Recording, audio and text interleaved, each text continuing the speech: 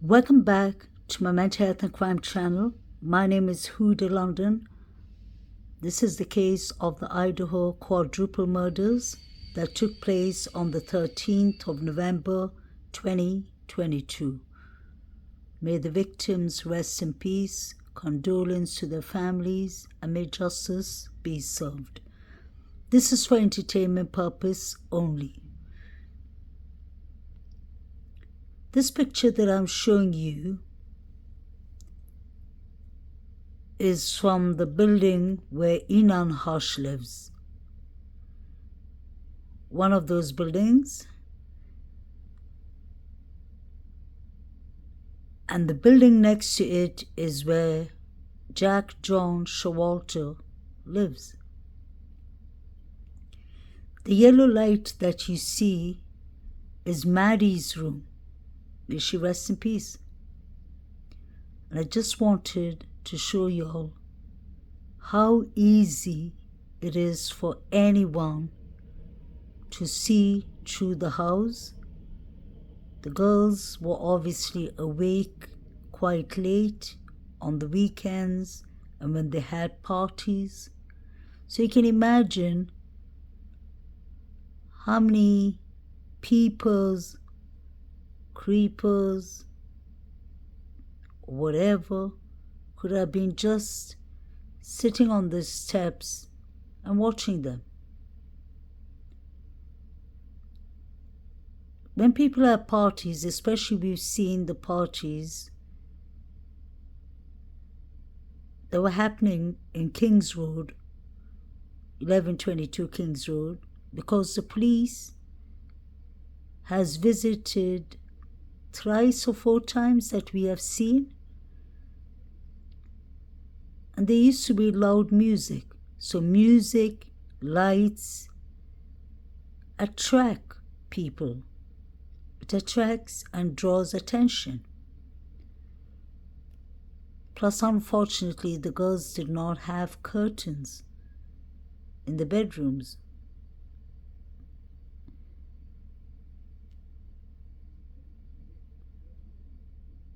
So what I'm trying to say is it could have been anyone who was watching the girls and their bedrooms. They can clearly see when the lights go off.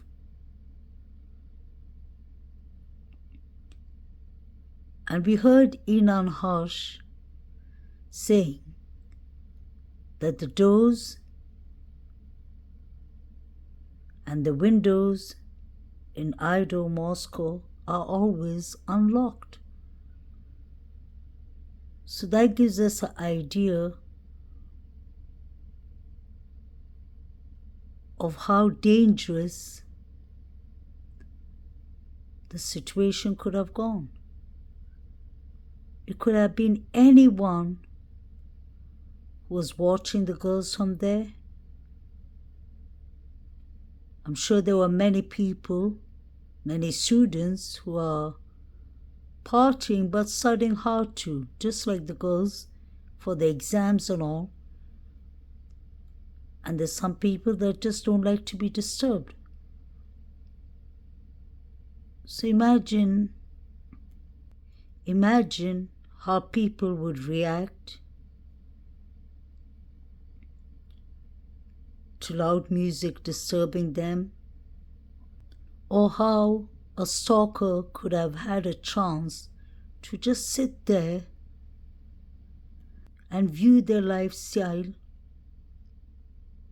They were young, pretty girls, may they rest in peace, and they could have just waited for the right moment, an advantage, an access to come in. It could be anyone that could have done these horrific, tragic murders. Let's not forget 3 unidentified male DNAs was found inside and outside the house.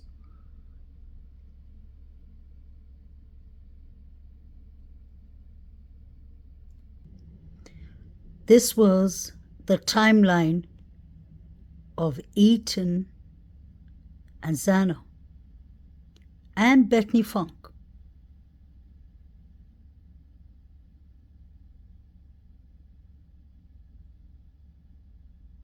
Why was the police so interested in their timelines? Was there missing gaps?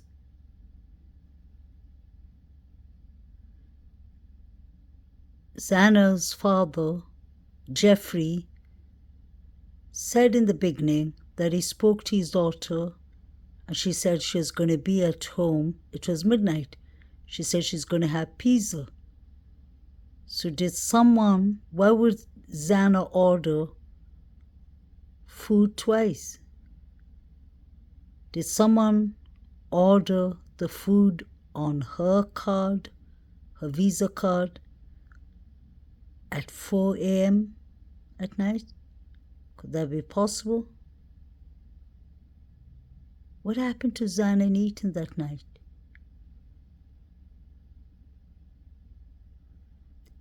Every question that was asked to Moscow police, the only answer they said was, you'll hear about that in the court.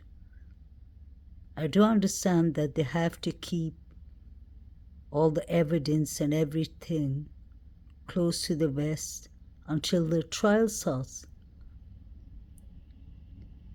Is that the reason, or is it because they're in doubts? Allegedly.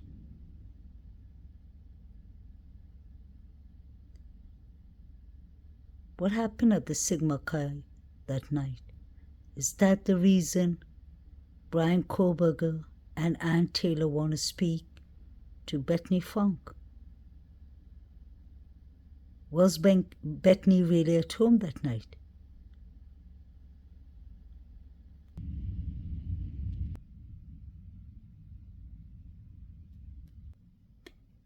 Was this actually blood? The red thing that we see near Xana and Ethan, or especially Xana's room. Could that be dry blood?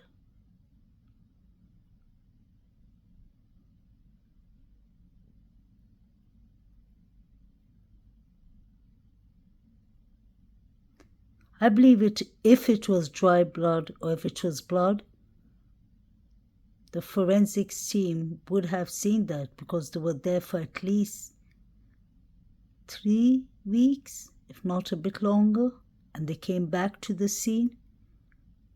Plus, you see that red liquid, or what, it's more like pinkish. You see it on the other side of Xana's room, the opposite side. I believe that's the living room. So I don't think it is blood. Because you see the whole way through.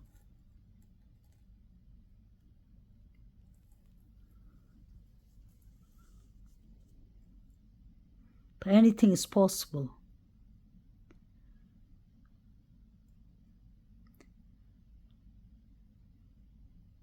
If anyone was parked on those places near the girl's house towards the left, they could clearly see into Maddie and Kaylee's room.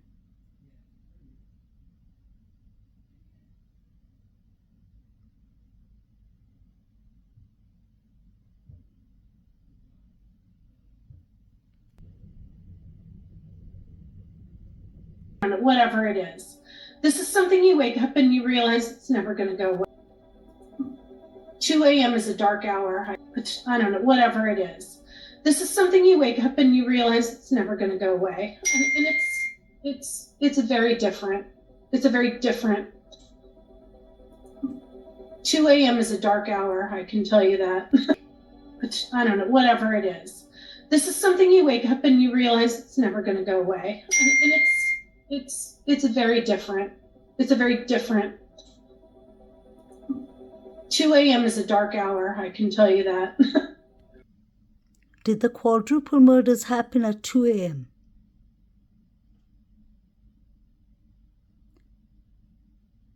Are the timelines wrong? Why do the timelines keep on changing?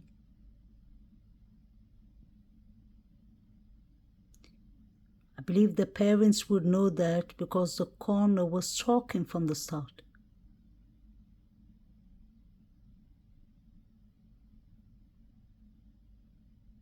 May the victims rest in peace. It's heartbreaking.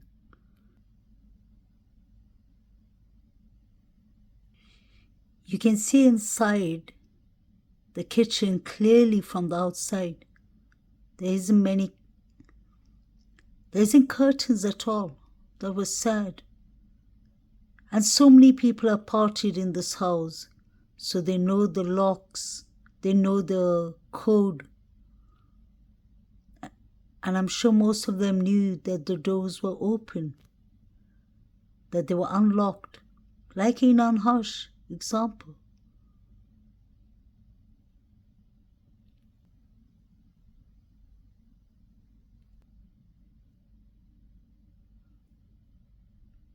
It's a heartbreaking case.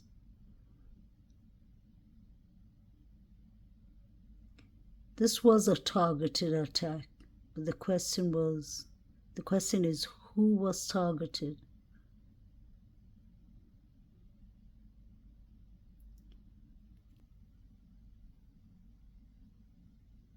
If the backyard light was on, how is it possible for someone to have used the sliding door? Did they use the windows? Allegedly. The front windows.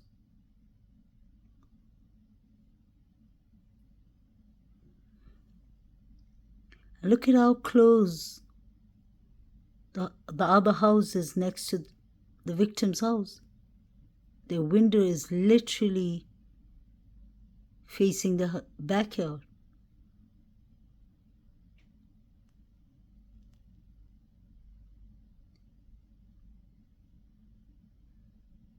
Xana fought for life. She had defensive wounds. So how come none of the neighbors heard that? I do understand it was late and people were sleeping, but something's not right.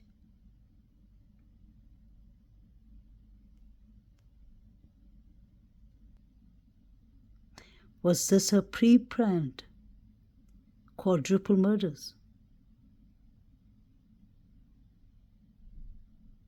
What doesn't make sense to me is how come 4 people were killed and 2 managed to survive?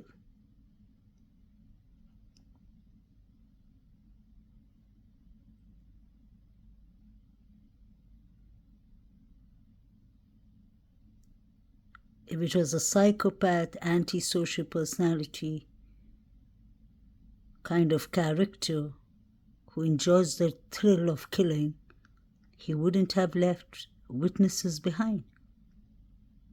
That's the last thing they would do. They wouldn't want to get caught.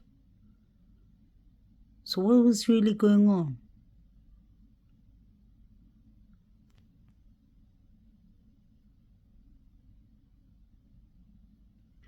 These were where the four figures were seen running.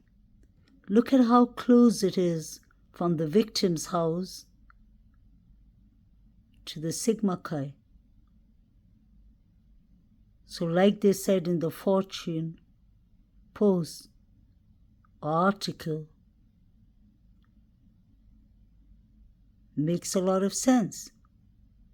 It was said that David Lodge can see the 2nd and 3rd floor lights properly from his room. And they wanted to do it when the lights go off. We saw the 4 figures running. One of them had on a hoodie.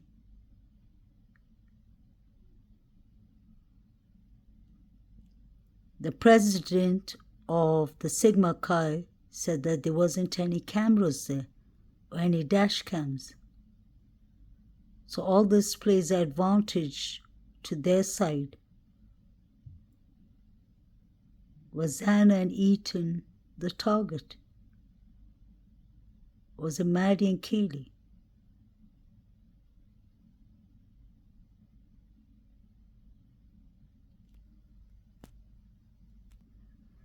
The 911 call that was made at 3:01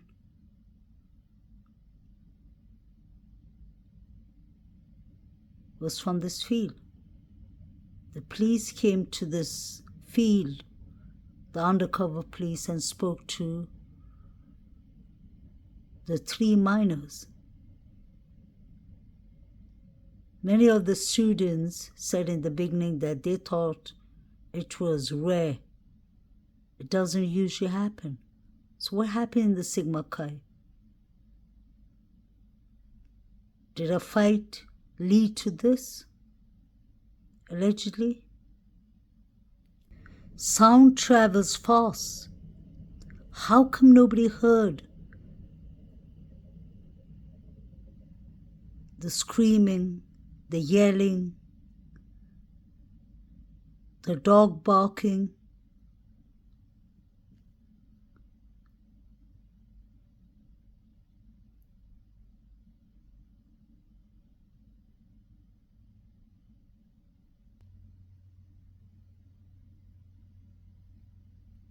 You can actually see the Sigma Chi fraternity from the house directly. So imagine how much they could see or hear.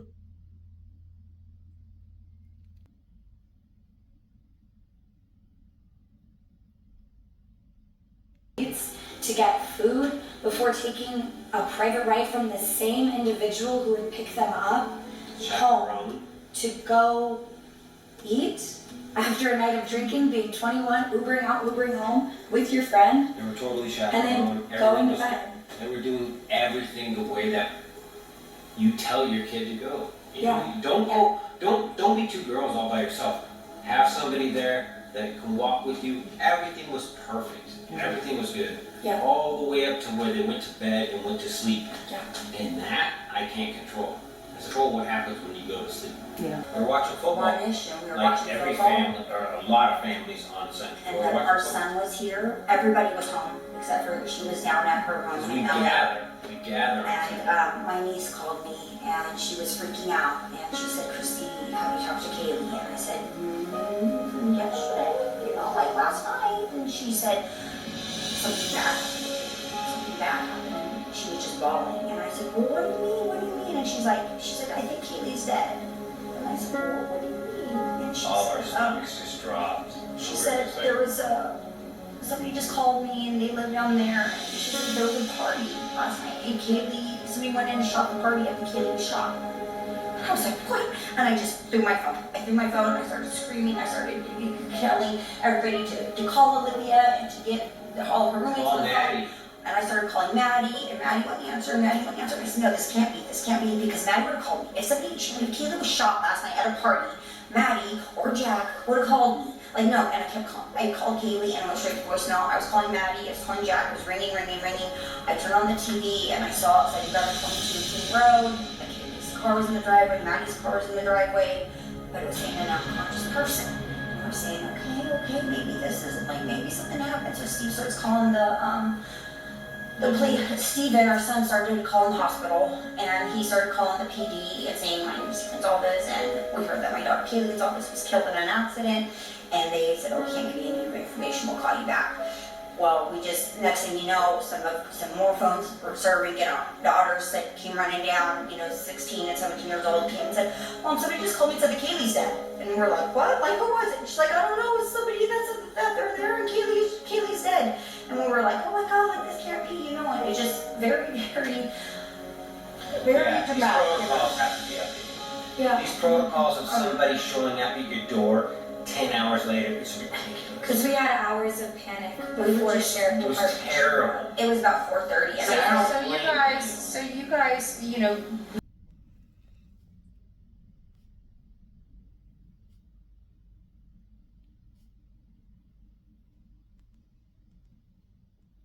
In that video, That we're not sure if timestamp. it's accurate, so people might look at that and take it to, based off of the records that we have, there could definitely be some questions on the timing of that. right. For sure, but I will just say, I can't verify the timestamp there, but I know for a fact that after they left the corner club, they walked to the grub truck. It's about an 8-minute walk, so we need to factor that in. And then they ordered food. They were at the grub truck for about 10 minutes, and they didn't leave the grub truck until the Uber driver had arrived at 1:49. And those So cameras if you would work suggest- backwards, that timestamp doesn't match up. I would suggest. I don't know, I'm not gonna say it's completely false or anything, or how false it is, I don't know. But I'm saying from the timeline, I know for a fact, working it backwards doesn't match that timestamp. Gotcha. The time in that video, That I'm not sure if timestamp. it's accurate. So people might look at that and take it to, based off of the records that we have, there could definitely be some questions on the timing of that. Right. For sure, but I will just say, I can't verify the timestamp there, but I know for a fact that after they left the corner club, they walked to the grub truck. It's about an 8-minute walk, so we need to factor that in. And then they ordered food. They were at the grub truck for about 10 minutes, and they didn't leave the grub truck until the Uber driver had arrived at 1:49. And those So cameras if you would work suggest. backwards, that timestamp doesn't match up. I would So suggest. I don't know, I'm not gonna say it's completely false or anything, or how false it is, I don't know. But I'm saying from the timeline, I know for a fact, working it backwards doesn't match that timestamp. Gotcha. Not gonna go to bed and wait for other people to resolve a family problem. This is a family problem. And This isn't just both a those family girls are our girls, and we are not, I'm not handing over. I thought about it. I thought, like, here, just take care of my family and make sure that you find the right guy. And I eventually got to a point and said, you know what? My family, we're all G's. We call ourselves G's because nobody can pronounce our name. We are not going to sit here and let somebody else do a job that we can't add value to. And we're like, that's them, it's 1:56, that's what time they got home, and there's the car leaving, and yeah. So we're working. And I have my phone, Kaylee's phone is my phone, so we saw all the calls that she had made, and we said with an exact time. I reached out to every person she called. I had them send screenshots of the communications that had happened on that day, of, you know, texts with my sister, of the call with my sister, how long was your phone conversation with her, just to do whatever I could in those first few hours, because unfortunately by the time we even found out, they've been gone for more than 12 hours. What America needs to know is you can be a victim all the way up to the point where you just hand it all off, or you can say, you know what?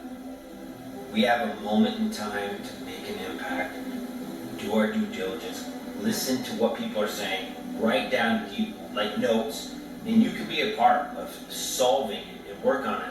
Anyone who thinks that one officer or one department can do this alone, 4 people, they're crazy. Yeah. This community, this takes all of us to solve. On one man, one officer, one police person, one deputy, one sheriff, we have to all come together and say, you know what, this is on us. Are we gonna let these people exist and go undetected? Or are we all gonna come together and say, this is enough? We are gonna stomp this guy out of our community. And I'm telling you right now, we're coming for you. Please watch this interview. It was done by Chronicles of Olivia. She did an excellent interview with Kaylee, his mother, father, and older sister. Please like, share, and subscribe.